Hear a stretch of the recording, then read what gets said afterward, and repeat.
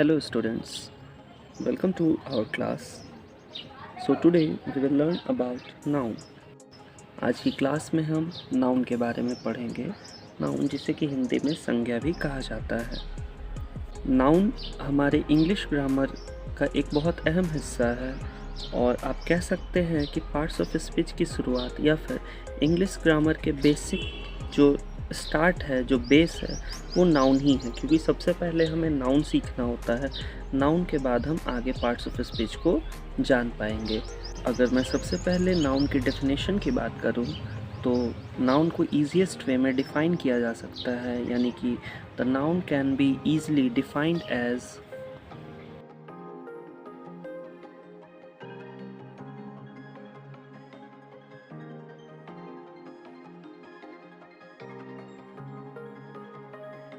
Noun is a naming word. Noun is the name of person, place और things. यानी कि noun जो है वो एक नेमिंग वर्ड है. ईजीएस्ट वे में आप इस तरह से नाउन को समझ सकते हैं कि हमारी प्रकृति में जिस भी किसी चीज़ का अगर कुछ नाम रखा गया है, इट मीन्स कि वो नाउन है. नाउन एक पर्सन का नाम हो सकता है, किसी एनिमल का नाम हो सकता है, किसी प्लेस का नाम हो सकता है, या फिर किसी एक सामान का नाम हो सकता है. यानी किसी भी एक चीज़ का अगर नाम है तो उसे आप नाउन कह के डिनोट कर सकते हैं. अगर मैं नाउन की एग्जांपल की बात करूं तो हम एग्जांपल भी अपने नेचर से ही लेते हैं. फॉर एग्जांपल अगर हम एक पर्सन की बात करें तो पर्सन के तौर पे आप नाम ले सकते हैं राम, मोहन, और आप अपना नाम भी यहाँ इंक्लूड कर सकते हैं. अगर हम किसी एनिमल की बात करें सो लायन, टाइगर एक्सेट्रा, कोई भी एनिमल आप ले सकते हैं. अगर प्लेस की बात करें तो किसी भी एक प्लेस की या किसी एक सिटी, कंट्री, आप कुछ भी नाम ले सकते हैं, लाइक दिल्ली, बोकारो और एनीथिंग है. तो अगर थिंग की बात की जाए तो any matter which exist on nature is defined as things. So things में आप कुछ भी लिख सकते हैं, like table, book, pen etcetera.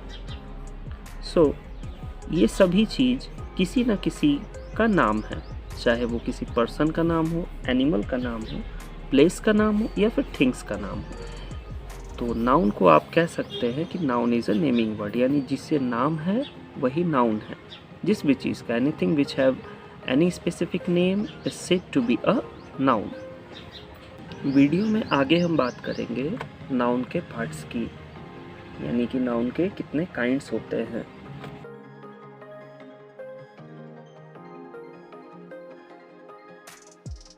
सो हमारे इंग्लिश ग्रामर में कुल 5 तरह के नाउन होते हैं.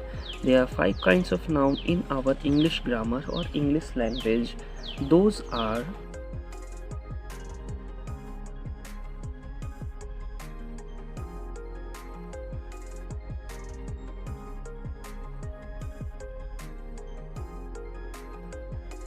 There are 5 kinds of noun, यानी कि नाउन कुल 5 प्रकार के होते हैं. Proper noun, common noun, collective noun, material noun और एब्स्ट्रैक्ट नाउन. वीडियो में मैं आगे आपको नाउन के 5 काइंड्स की जानकारी देने वाला हूँ with examples. Let's start with proper noun. So if we talk about the first kind of noun is proper noun. Proper noun can be defined as a particular name of any person, place, animal or thing.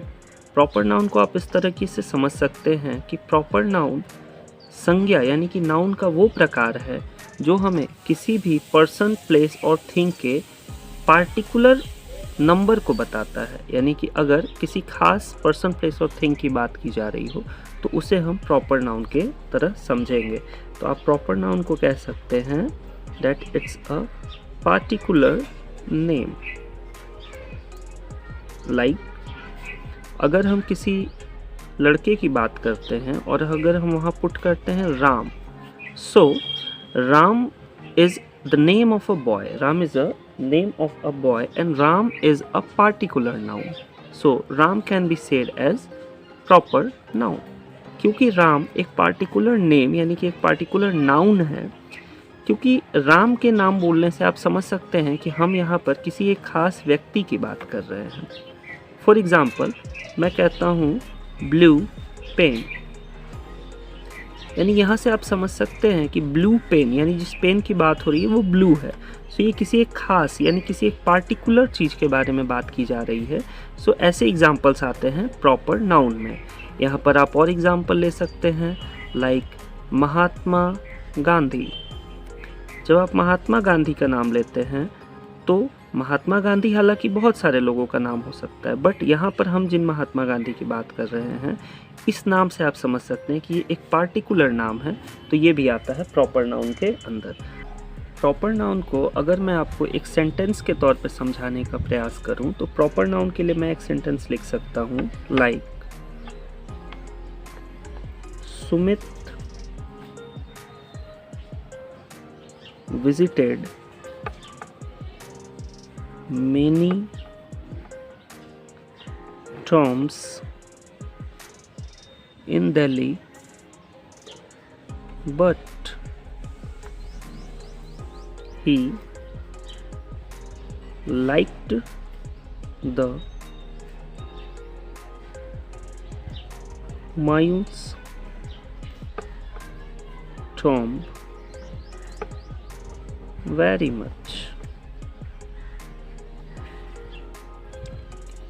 तो चलिए अब हम proper noun के इस sentence को पढ़ते हैं। Sumit visited many tombs in Delhi but he like the Humayun's tomb very much. यानी सुमित दिल्ली में बहुत सारे टॉम्ब को विजिट करता है, लेकिन उनमें से उसे हुमायूंस टॉम्ब सबसे ज़्यादा पसंद आता है। यहाँ पर आप देख सकते हैं कि जो टॉम्ब है, यहाँ पे बात हो रही है बहुत सारे टॉम्ब की, लेकिन टॉम्ब में यहाँ हुमायूंस टॉम्ब की बात हो रही है। Humayun's tomb is a proper noun. अगर हम बात करें पर्सन की तो बहुत सारे लोग टॉम्ब विजिट करते हैं, बट यहाँ पे स्पेशली बात हो रही है सुमित की, so Sumit is a proper noun. इसके अलावा सिटी की बात हो रही है, so Delhi is a proper noun, क्योंकि यहाँ पर जो हुमायूंस टॉम्ब की बात हो रही है या फिर जो बहुत सारे टॉम्ब की बात हो रही है जहाँ सुमित घूमने जाता है वो दिल्ली में है। सो सुमित, दिल्ली एंड हुमायूंस टॉम्ब ये यहाँ पर प्रॉपर नाउन का काम कर रहे हैं। So after proper noun we are discussing about common noun. Common noun is the second kind of noun. So proper noun के बाद अब हम सीखने वाले हैं कि कॉमन नाउन किसे कहते हैं। सो जैसा कि आप नाम से ही समझ सकते हैं, कॉमन जैसे कि प्रॉपर था पार्टिकुलर, वैसे ही कॉमन है जो कि सभी चीज़ों में कॉमन होता है।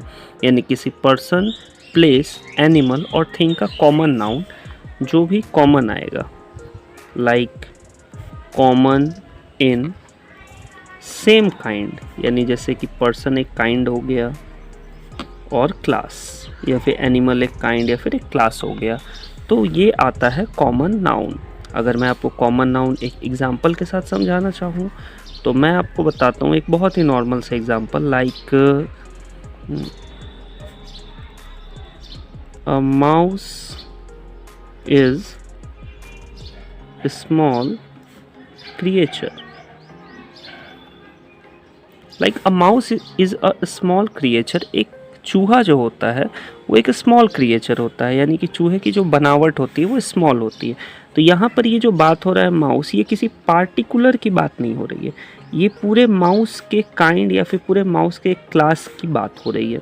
यानी कि जब हम अपने सेंटेंस में बात करते हैं किसी नाउन के बारे में और उसकी पूरी जाति की बात करते हैं, लाइक यहाँ पर हम माउस यानी चूहे की बात करें तो यहाँ पे सारे चूहे इंक्लूडेड है। सो ऐसे सेंटेंस में जो हमारे नाउन है वो कॉमन नाउन के तौर पे लिए जाते हैं। चलिए मैं आपको एक और एग्जांपल देता हूँ, लाइक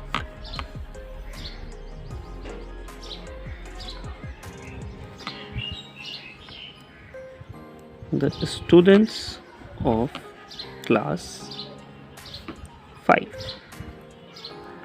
जैसे कि यहाँ पे एक फ्रेज लिखा हुआ है स्टूडेंट ऑफ क्लास 5, क्लास 5 के स्टूडेंट्स की कुछ बात हो रही है।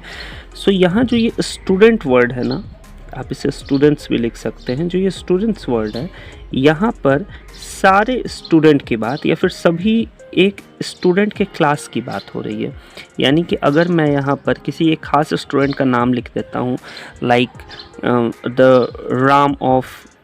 राम ऑफ क्लास 5, सो यहाँ पर अगर मैं यहाँ पे राम लिखता तो राम होता पार्टिकुलर, यानी कि किसी एक खास की बात हो रही थी, बट यहाँ किसी एक खास की बात नहीं हो रही, यहाँ पूरे क्लास की बात हो रही है, स्टूडेंट की। सो स्टूडेंट हो गया हमारा common noun.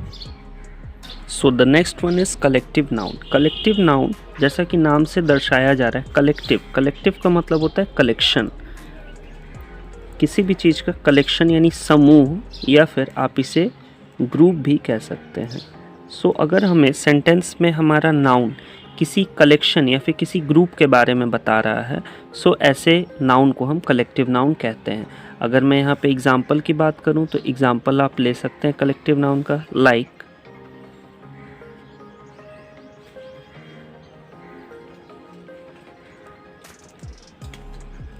An army of soldiers. An army of soldiers, यहाँ आप देख सकते हैं ये जो सोल्जर है, ये सोल्जर मिला के बनता है आर्मी। जब बहुत सारे सोल्जर्स होते हैं तो उनके ग्रुप को हम आर्मी कहते हैं, यानी group of soldiers is called an army. So army यहाँ पर हो गया कलेक्टिव नाउन, और सोल्जर हो गया हमारा कॉमन नाउन। उसी तरह अगर मैं एक और एग्जांपल लूँ यहाँ, अ फ्लीट ऑफ शिप्स, यानी समुद्र में शिप यानी नाव का कारवां। बहुत सारे जब ग्रुप ऑफ शिप्स होते हैं तो उन्हें हम लोग फ्लीट कहते हैं। सो फ्लीट यहाँ पे हमारा कलेक्शन है, so it is called collective noun. अगर मैं कलेक्टिव नाउन की कुछ और कॉमन एग्जांपल्स की बात करूँ, like a bunch of keys और a bunch of banana. So here key या फिर बनाना का जो एक ग्रुप होता है उस ग्रुप को हम लोग कहते हैं बंच। सो बंच यहाँ पर हो जाएगा कलेक्शन यानी collective noun. Now the next one is material noun. Material noun यानी कोई सामान, things. The name of a thing in a sentence is defined as material noun, यानी किसी वाक्य में, किसी सेंटेंस में अगर हमारा संज्ञा किसी चीज़ के बारे में दर्शाता है, किसी वस्तु के बारे में बताता है, so it is called material noun. तो आप कह सकते हैं material noun is the name of any thing और सबस्टांस। ओके, उम्मीद है कि आपको यहाँ तक समझ आ रहा होगा। अगर मैं मटेरियल नाउन की एग्जाम्पल की बात करूँ तो एग्जाम्पल के तौर पे आप ले सकते हैं like pencil is very light. एक नॉर्मल सा एग्जांपल है, पेंसिल इज़ वेरी लाइट। यहाँ पर हमारा नाउन पेंसिल है, हम यहाँ पेंसिल की बात कर रहे हैं। सो पेंसिल एक वस्तु है, एक सब्सटेंस है। So pencil is determined as material noun. या फिर rubber is used to make tyres, यानी रबर का इस्तेमाल जो है वो टायर बनाने के लिए किया जाता है। सो ये जो वर्ड है हमारा, ये है material noun. Now the next and the last one, abstract noun. Abstract noun जैसा कि हमने शुरू में पढ़ा, एब्स्ट्रैक्ट नाउन हमें फीलिंग बताता है। एब्स्ट्रैक्ट नाउन एक्चुअली एग्जिस्ट नहीं करता है। एब्स्ट्रैक्ट नाउन हमें किसी फीलिंग्स के बारे में या फिर किसी की क्वालिटीज़ को बताता है, और ये ऐसी क्वालिटीज़ हैं जो हम सिर्फ उसमें डिफ़ाइन कर सकते हैं, हम सिर्फ समझ सकते हैं। और एब्स्ट्रैक्ट नाउन ऐसे चीज़ों का नाम है जिसे हम टच नहीं कर सकते। We can't touch it, we can't touch it, क्योंकि आप कह सकते हैं कि abstract noun can not exist, they actually can not exist on its own और ऑन देयर ओन। ये कुछ ऐसी क्वालिटीज़ होती हैं लोगों में जो हमें सिर्फ देखने को मिलती है, वो एक्चुअली में एग्जिस्ट करता ही नहीं है। अगर मैं एग्जांपल की बात करूं तो एग्जांपल आप ले सकते हैं like beautiful, angry, ugliness, youthfulness etcetera.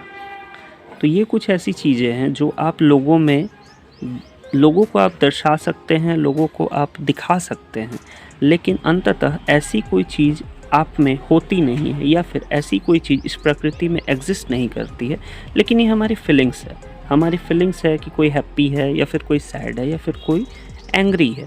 सो ऐसे ही सेंटेंस में जब हमारे कोई वर्ड आते हैं, कोई हमारा नाउन आता है, तो ऐसे वर्ड्स को ही हम लोग एब्स्ट्रैक्ट नाउन कहते हैं। फ्रेंड्स, आज की हमारी नाउन और उसके काइंड्स की क्लास ख़त्म होती है और आज मैं आपको एक होमवर्क देने वाला हूँ। होमवर्क ये है कि अगर आपने नाउन के पांचों काइंड्स को अच्छे से पढ़ा और समझा, तो यहाँ मैंने 5 अलग अलग एग्जाम्पल दे रखे हैं।